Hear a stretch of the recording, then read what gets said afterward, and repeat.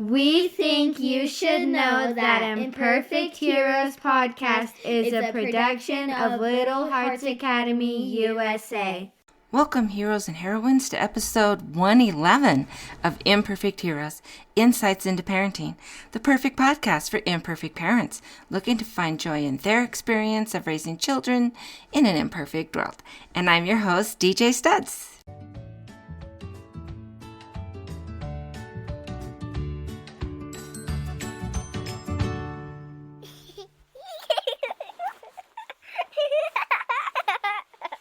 Welcome to another episode of our just amazing podcast, and today we have a remarkable guest joining us. This is someone who just embodies compassion, expertise, and the power of choice.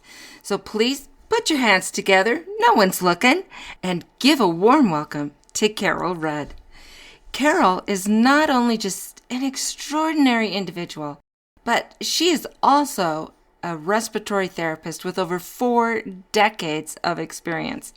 And throughout her incredible journey, she has witnessed firsthand the worries and the fears and the challenges that accompany that struggle for breath. But instead of succumbing to those difficulties, Carol has dedicated her life to making breathing easier for others. And so for 41 years, she has just been this beacon of hope, providing vital care and guidance to countless individuals who are battling respiratory ailments. And her profound understanding of the human respiratory system, coupled with her just unwavering passion, has saved lives and has brought comfort to many in need. So what sets Carol apart is her unwavering belief in the power of choice, something I deeply believe in. And she has seen how people can feel trapped and overwhelmed when confronted with just that shortness of breath.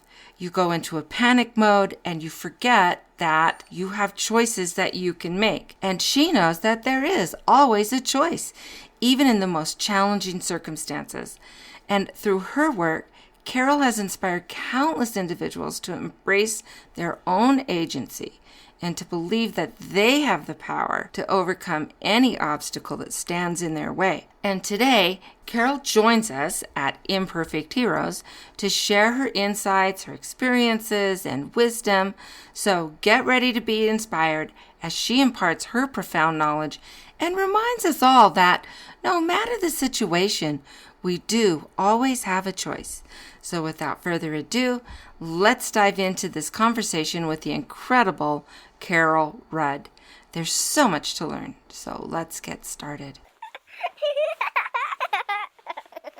Welcome, everyone, to Imperfect Heroes podcast, which is a production of Little Hearts Academy USA. And I am so excited because I've got this amazing guest. We're talking about empowering kids. And if you like what you hear, if you're listening to the podcast, leave us a rating and review. If you're on YouTube or Rumble, go ahead and hit the like and follow. And leave a comment. I'd love to hear what you think, and I'm sure Carol would as well, of what you think about some of the things that we have going on. So be sure to do those things as you're listening in, and we'd love to hear that. So my guest today, her name is Carol Rudd, and she just has so many amazing insights. And Carol, why don't you talk to us a little bit about what you got going on?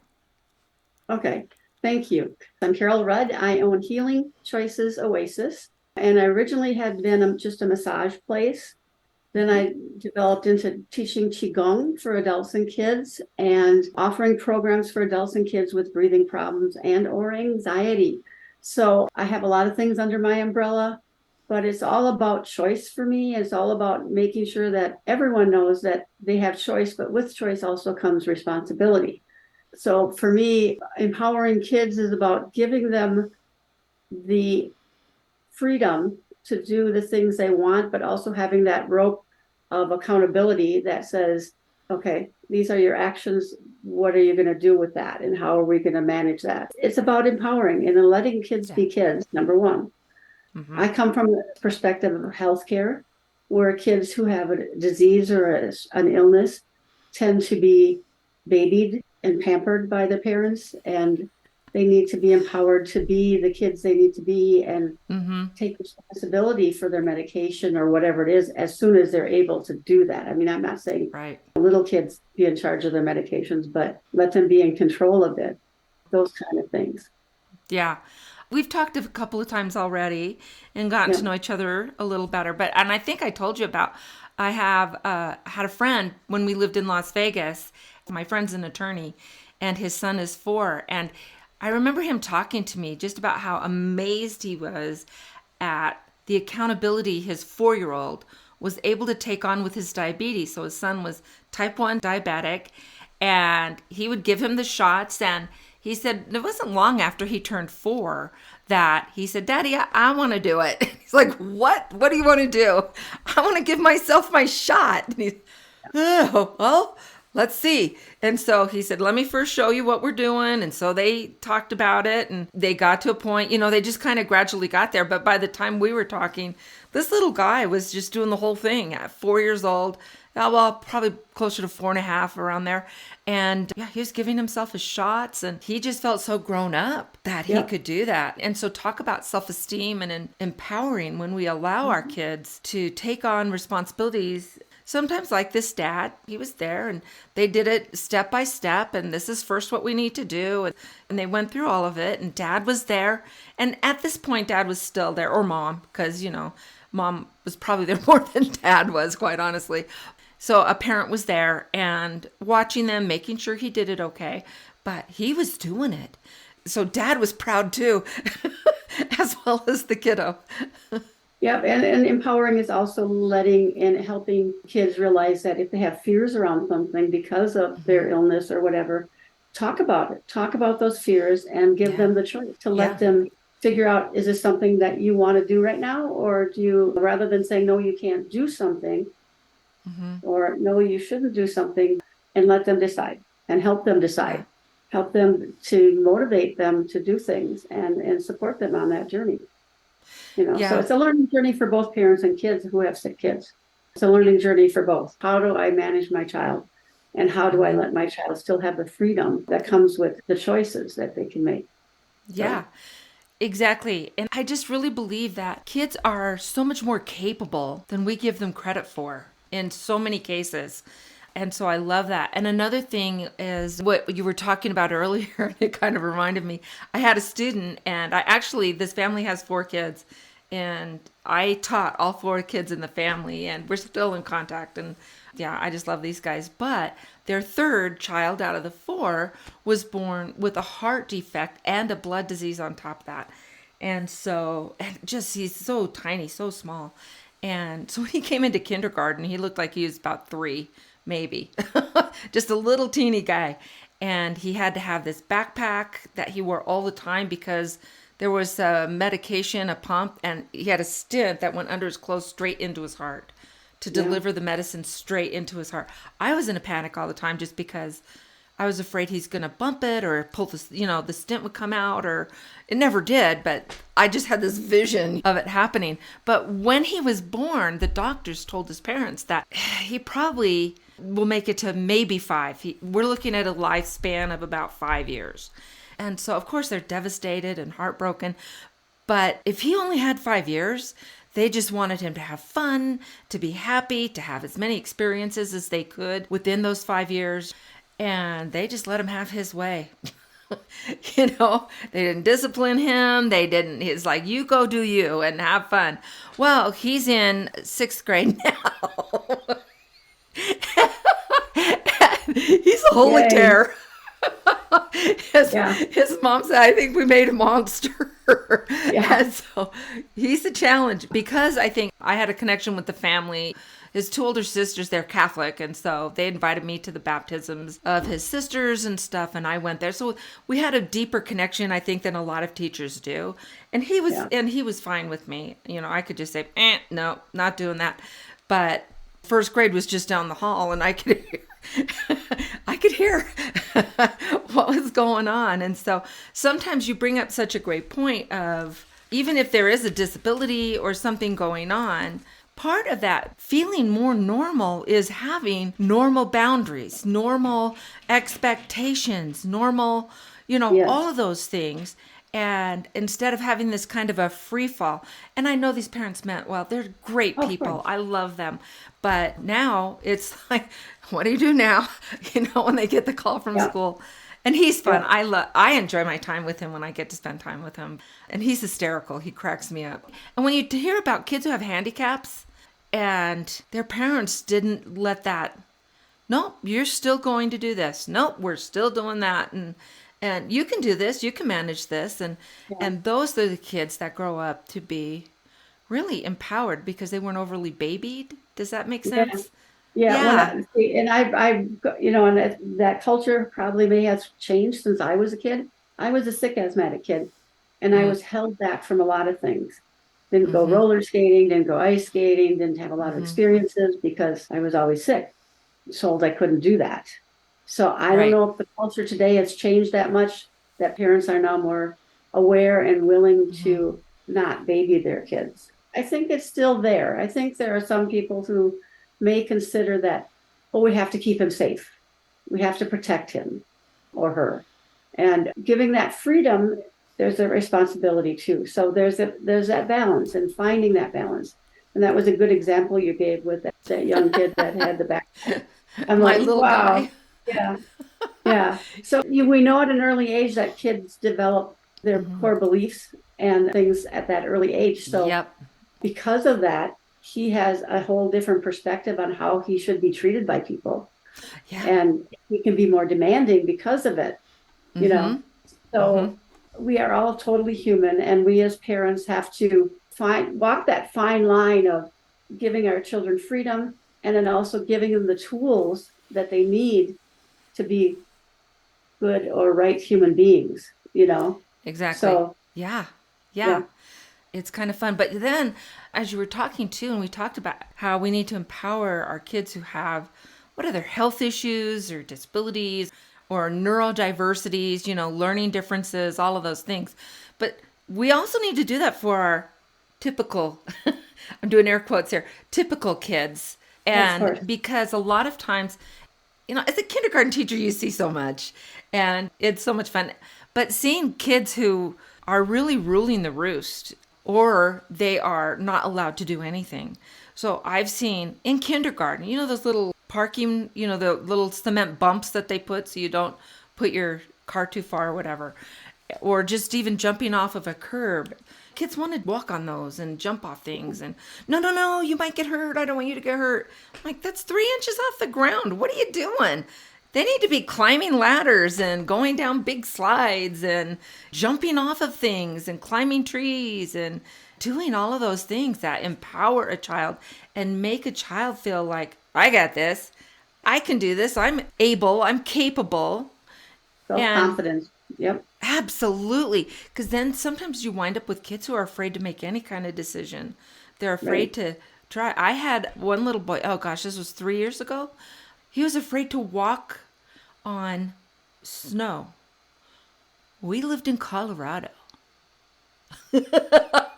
His mom would carry him in. Yeah. In Colorado, like it'll snow and then the sun comes out and it'll melt. And so the sidewalks will be clear. But when you're looking at the area that has the wood chips and, stuff like that, it doesn't melt as fast. So he would walk out with us, but he would not go on the play area with the wood chips because there was snow. He might fall and get hurt. And Yeah. so that child was not empowered. And look at what he was missing out on. You know what I Right. mean? Yes, With definitely. playtime and connections with friends and all of those things. Yeah. Another aspect too is that kids these days have a lot of anxiety around things, Yes, with, yes. COVID and all those other things, and Yeah. anxiety stems. And Mm-hmm. part of what I teach is how to calm people down and how to breathe. And so that's where the Qigong comes in. And that also works with people with breathing problems, is learning how to ground themselves and be calm Mm-hmm. and learning how to not be in your emotional center, because lots of times kids and adults even have trouble with, they're in their emotional or their mental center, they're worrying and fearing about Mm-hmm. things, and Mm-hmm. learning to breathe from the belly is just huge. Yeah. Learning to calm yourself down and bring yourself into your physical body, learning to what's the word I want to say? To be in your physical body means that you do not have to think or feel. So when you're in that physical space, you can be totally calm. Yeah. Okay. Now, So, after I first talked to you, I had to go look up Qigong. mhm. We talked to him, I was like, what the heck is that? And so I did some looking up. Why don't you explain to our families who it might be a new term to them? Can you explain to them about Qigong? Yes. Qigong is mindful movement. It is calming your mind, focusing on your physical body and your breathing. And the movements are very simple. You might be just moving your arms a little bit. You might be raising your arms up. You might be bringing your arms down. Whatever it is, anything can be a Qigong, right? You can be having just walking can be a Qigong, right? Bicycling can be a Qigong if you're focused on your breath as you're doing the movement, right? So Qi means energy. Gong means practice or mastery. Okay. So when we focus on our breath and our posture, we get into our physical being, right? And out of our head and out of our emotions. And that's what the calming aspect of it. And the breath is huge with that. Some people just practice breathing meditations. Right. So Qigong is just breathing plus movement, whatever movement that is. There are certain specific forms that you can do. There are just focus on your breath. I mean, there's several different breaths, like breathe for 5 seconds, hold for 5 seconds, release for 5 seconds. There's the box breathing, which is one more holding step in there. So they say breathe in for 4 seconds, hold for 4 seconds, breathe out for 4 seconds, hold for 4 seconds. So you're making a box. Okay. Yeah. I typically don't. Yeah, go ahead. So Tai Chi is comes under the Qigong umbrella, but there are many other things that are there beyond Tai Chi that is part of that. Tai Chi means, I want to say the right word. I want to say great energy, but it's even the ultimate energy. Oh. So Tai Chi is considered to be the most powerful martial art because it blends the elements of Qigong with martial arts. Okay. Yeah. Okay. So the movements in Tai Chi, this is called a ward off position. So you put your hand out and you're warding somebody off, right? Got it. And so there's a martial arts component to it, whereas the Qigongs don't have that. Qigong is more just the movement for meditation, relaxation, and coping skills, where Tai Chi has a martial arts component, and that's why it's considered far superior. The martial artists who do, and I don't mean to offend karate people, I don't mean to offend any other martial arts, Right. but if you have Tai Chi as well as that martial art, you'll be a superior martial artist, because the awareness that you create, that you can sense people behind you, that you can sense different things, is much better than just the physical form of karate. If you just learn the movements, karate, that's great. But if you bring in Tai Chi, that's better. Amazing. That's amazing. One of the things that I really loved is I've gotten to know you better, and we've had some great conversations.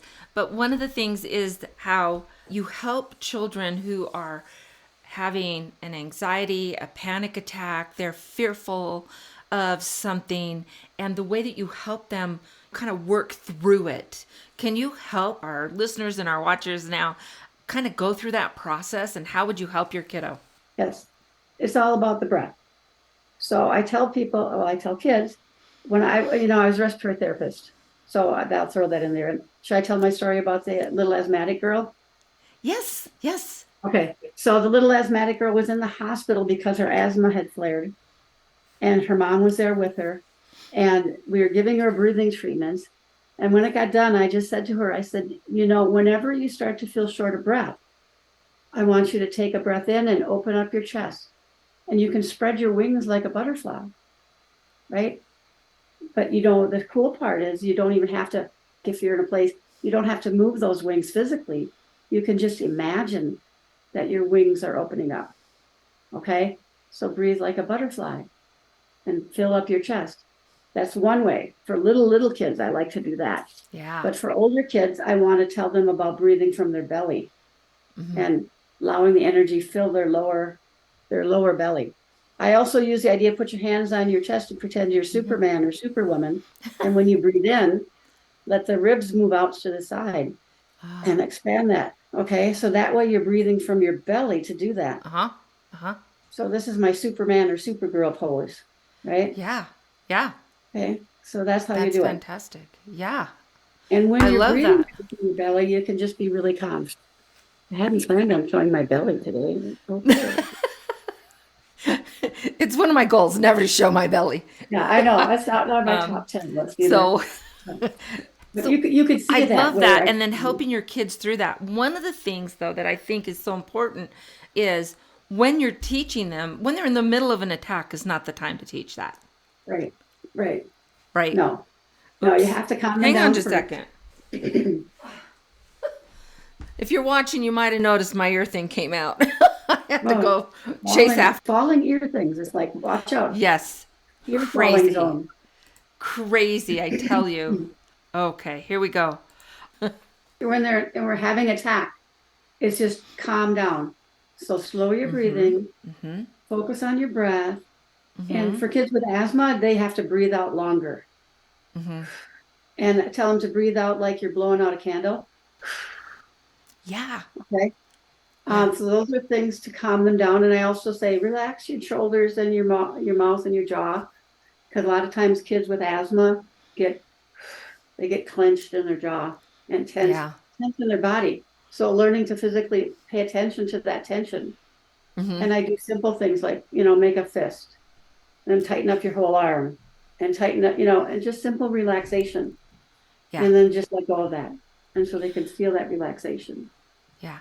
One of the things that I did with my kindies that when they would start, getting themselves all panicked or for whatever reason, it could be anger, it could be fear, there's so many reasons that kids get too much stressed out. Yeah, overload especially. And so we had a pinwheel, right? And I got a little fake flower, and I used the flower tape, and we connected it just below the pinwheel.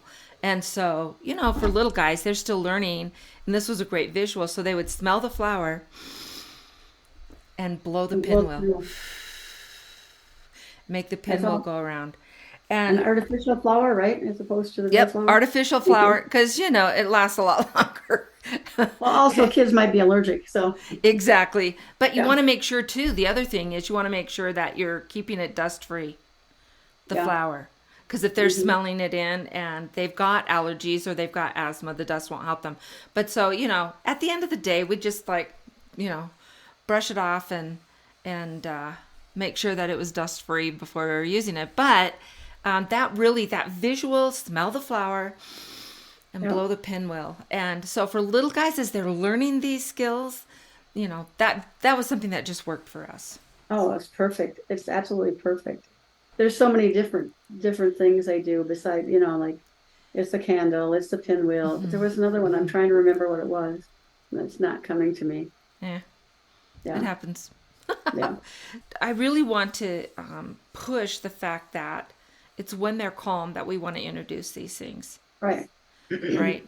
So it can be like part of when you're getting ready to go to sleep, that's kind of a calming down time. It can be just a fun time. I'm really big on having family time at least once a week, more if you can do it, but to practice like different social skills and talking about your values that you have, and then letting them act what they're doing. If somebody says something mean, well, how can we handle that? But it's when everybody's calm and they're having fun, pop some popcorn or do something that they love to do and engage them that way. And then when the panic attack comes or the anger comes or whatever, they at least have that to look back on. Now, you can't do it once. No, you gotta do I taught them. They know. Yeah, right. A lot of repetition. And that's having those conversations with your kids, having that quiet time one-on-one with your kid. Yeah. Another really cool thing to calm anybody down is touch. massage Yeah. their back, you know, Mm-hmm. Mm-hmm. mas- pet them.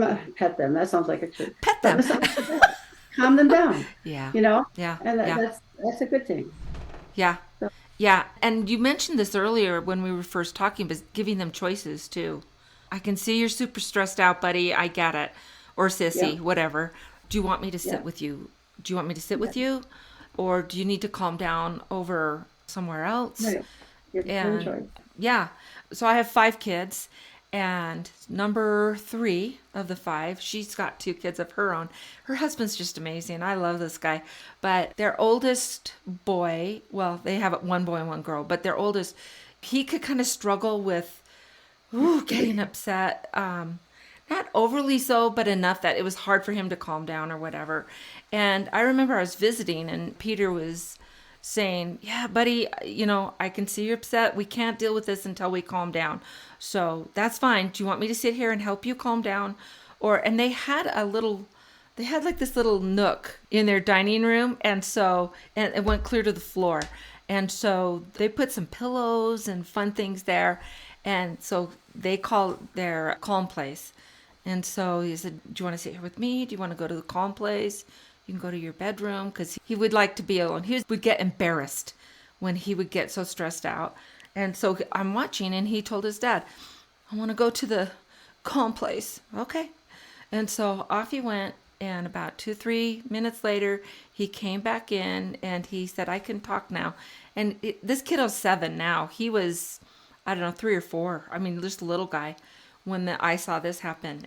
And what I loved was that Peter said, "Hey, you did it. I'm so proud of you.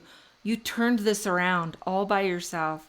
And so recognizing and saying, "You turned this around. You went and sat down, and I am very happy. Now let's talk about," and he didn't overly do it, but then he said, "Now let's talk about what we can do."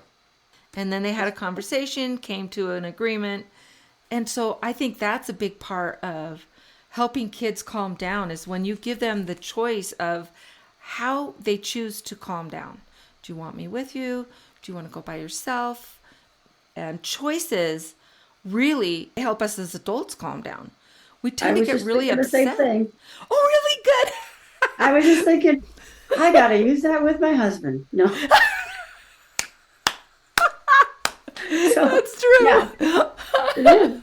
It is. Yeah. It's true that we all need that. We all need that Mm-hmm. encouragement, support, and choice. Mm-hmm. We all need to be able to say, and even when we're not having a good day, even Mm-hmm. when we're in chaos ourselves, we have to be able to, maybe it's a Buddhist thing, detach yourself from that and say, okay, this is what my child needs.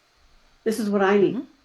I'll go to one calming room and you go to the other, honey, and I'm putting me in timeout. yeah, exactly. And we'll come back and we'll talk about it later, Yeah. I like that idea. That's pretty fun. Yeah. Well, and I think too, is instead of shooing them off, "You're in a timeout," just say, "Yeah, I see you need to calm down. We've got these options. Now, which one do you choose?" And so now it's like they're choosing to go and do their calming down rather than I'm being forced to go Exactly. somewhere. That's what's so empowering. That's what you need to do with your kids, to empower them to make the choices that are right for them, Yeah, absolutely. rather than dictating to them. Yeah.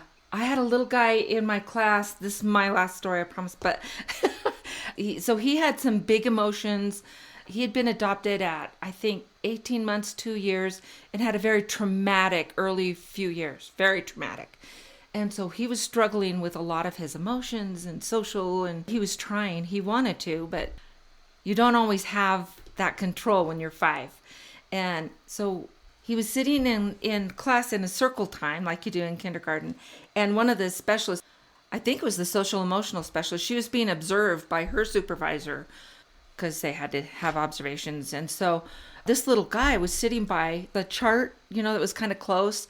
And he was so distracted by that chart and playing with it. But then he was doing it to the point where it was bothering other kids were noticing. And so I went over and sat by him and said, hey, buddy, it looks like this is a hard place for you to sit and pay attention. Can you think of a different place to sit where you can pay attention to Miss Katie? And he's like, yeah, I can, in that cute little voice. And so I said, okay. We had little sit-upons that they sat on. I said, do you want to take your sit-upon? Yeah. So he went and took it, found a place, and paid attention the whole rest of the time. And it was kind of fun because the supervisor was like, that was brilliant. Yep. But I think, too, instead of saying, hey, you can't sit here, go sit over here. We tend to do that when our kids aren't, whether we're a teacher or a parent, if the kids are doing something that they are distracted or it's annoying or whatever, we tend to boss them around and you're going to go here. Yep. Instead of, hey, I think this is distracting to you. Can you come up with a solution? The other thing is so shaming. I will just say this, it's so shaming to kids too. Like, oh, you don't pay attention. Then you get framed as that. Mm-hmm. When I was in kindergarten, I was told that I couldn't tie shoelaces. So I failed shoelace tying in kindergarten, right? And so I was teased about that a lot, but not that it caused me any dire life-threatening harm. But, it's like those things are formed early in life. Do the things by giving choices and allowing them to make them. That's honoring and respecting them as a human being. Yeah. And it's also honoring and respecting yourself too, because you don't have to be what's the word I want to use? The taskmaster. You don't have to be ever controlling your child's life. You get to let them have choices. As long as they're following safety, that's going to keep them safe. Right. Well, and when you give them choices, they're going to be choices that you can accept within the boundaries, Right. Right. It's like, you're going to be nice to your sister or you're up in your room for the rest of the day. Well, so the kid's like, I like being alone anyway. I'm going up to my room. Right? Or you be nice to your sister or I'm taking that toy away. Okay, take it. I don't like my sister today. Go ahead and take it, and then I'm free to be mean to my sister.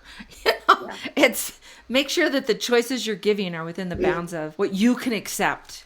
Anyway, so Carol, let's talk for just a second about how our listeners and followers can get a hold of you and learn more about how to use that breathing and how to empower kids.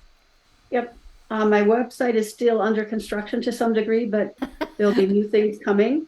It's www.healing, HEALING, choices, oasis, OASIS.com. Mm-hmm. And so the choices has been a big part of my life. And so that's why that's my business. It's all about healing choices. I love it. I love it. Yeah. And now, are you on the socials? Facebook, Instagram? I'm on Facebook. You can look me up under my name, Carol Rudd, or under Healing Choices. Okay. I think that's you'll find me that way. Awesome. Yeah. Awesome. Yep. Well, we're going to have all that information down in the show notes, everyone. So if you are interested and want to learn more, just scroll down. You can click on the links. And while you're down messing around, why don't you give us like a 5-star review? Tell us how awesome we are. And please leave a comment. We really do want to hear your thoughts about what we're saying, what ideas that you have to share. I love hearing from my listeners. So thank you so much. Carol, before we go, I always ask my guests the very same question. So I'm going to ask you, how would you describe a successful parent? I would describe a successful parent as one who, let's think about this a little bit longer. First off, I say by the children that they have. That the children that you see, the children that are calm and that are thoughtful and also creative and joyful and living the life of a happy kid, that they don't have those restrictions. But also the parents are also not haggard or not run ragged because they're always trying to do or be something. They're also having that complete life themselves. So successful parents, ones who listen, who respond and offer choices and allow for the child to be the child, be creative in whatever way they want to be, not in the way you perceive them. So you gave some really good examples. The parent who was asked if the kid wanted a timeout in the common room versus the bedroom. That was huge. Yeah. I mean, it's like, I wish I had parents like that because I didn't have those kind of parents, you know? Yeah. That wasn't the So it's like, culture back then, but I I think we're so know. much better off with what we're doing So here. the family you see that is joyful and happy and connected and working together as a family, that's successful parenting. Yeah. Yeah. And I love what you said. Parent the kids that you have, right? Not the kids you wish you had. So, Yeah, and the truth is you get the kids you need. exactly. Because we're I all here to truly learn. believe that. I do too. Yeah. Yeah, we I learn do too. so They're the much from our gifts. kids. Our challenges are our gifts Yeah.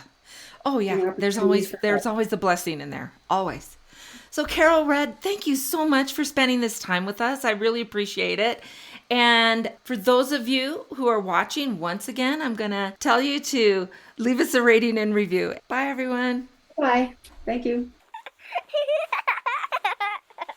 If you want to learn more about Carol, you can find all of her information in the show notes below. And while you're there, hit the follow button to make sure that you are getting in on the amazing episodes that we have each week. And if you did like what you heard on today's podcast, be sure to go the next step and rate and review, and then tell a friend. And you can do this whether you're listening on Apple, Spotify, or some other platform. Or if you're listening from the Imperfect Heroes podcast website, it's really easy. Just at the top, you'll see reviews, and then you're going to click on that. You'll see leave a review, and you're going to click on that as well. And it's just that easy. And if you want to see the video of our podcasts, you can find those now on Rumble. The channel is Imperfect Heroes, or you can find us on YouTube. You're just going to look for Little Hearts Academy USA, and you're going to find us. And of course, there, I hope that you will subscribe and leave a comment. We'd love to hear what you're thinking. And I would really love to invite you to have a conversation where you and I get to discuss your family and the dreams and the hopes that you have. Let's talk about your amazing kids and the relationships that you have within your family. Just click on the link in the show notes below and choose a time for us to talk. And next week, you're going to want to catch us. It's going to be with Adam Hart, and he's amazing. You're going to love the conversation. So until then, let's find joy in parenting.